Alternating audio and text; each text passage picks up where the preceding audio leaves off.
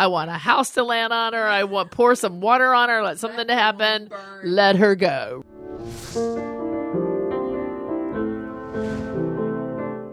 My favorite show ever. Really? Ever on Broadway is Wicked. Have you seen it? 8 times. So there's so many things about it. I actually don't hate Wizard of Oz. So for me, I know that it's scary to a lot of kids. And so I think that when you first see the witch, you're like, oh, that is evil. And I think that there is a place for that.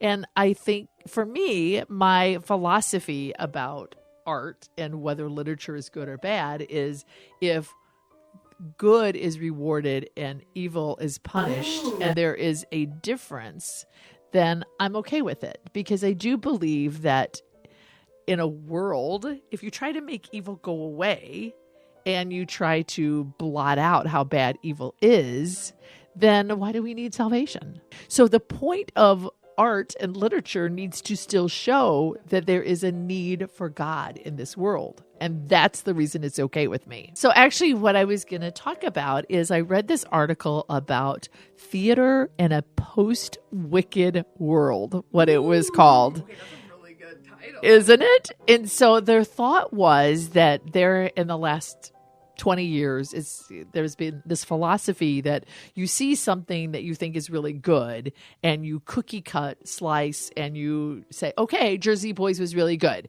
So I'm going to write a musical and it's going to be about the Temptations. And it's going to be called Motown. And we're going to take it, we're going to string their story together, put their music in it, and then it'd be fine.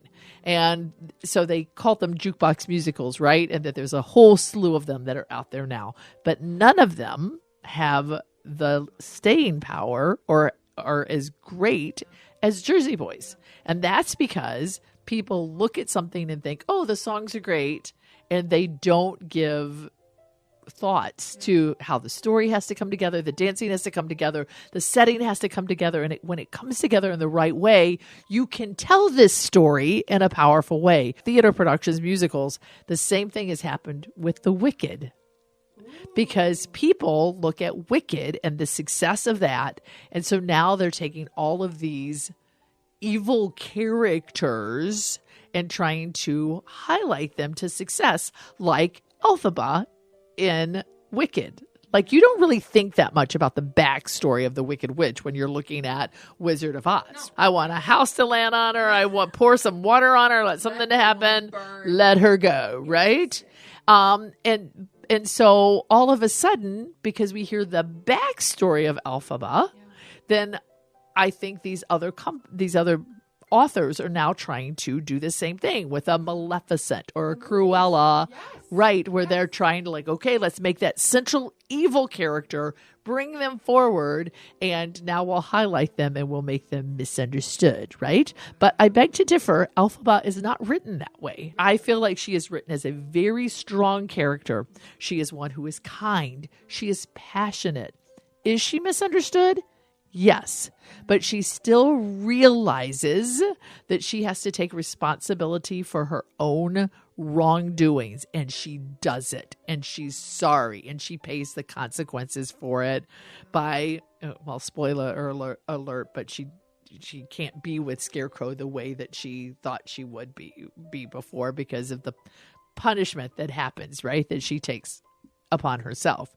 So it's not written as, oh, poor Elphaba, she was born green, so of course she has to be mean and evil and destroy Dorothy and all those other things. These other musicals, though, other movies have done that. Right.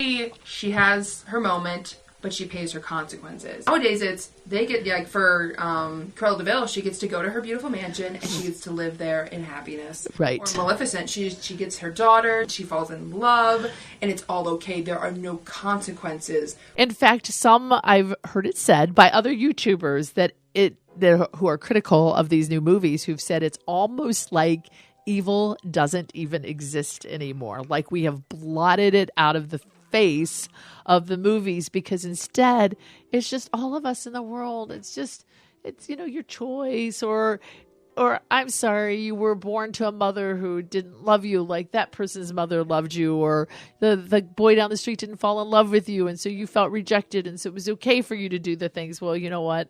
I have to tell you, a lot of serial killers did the same thing, and A it's lot of them. it is evil. Yes, Yeah, yes.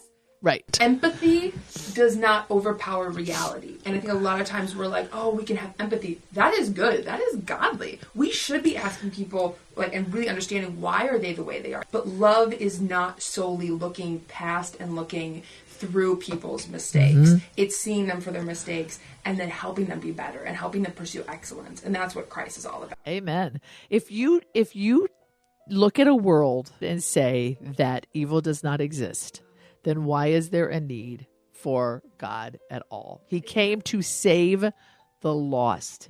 If there is no wicked, there is nothing to save. And I wonder if this isn't just a little bit of a tool of Satan to be taking our media, our entertainment choices, and just slowly conditioning you to instead just kind of feel sorry for these poor people in the world that, you know, are not really evil. They're not really sinners.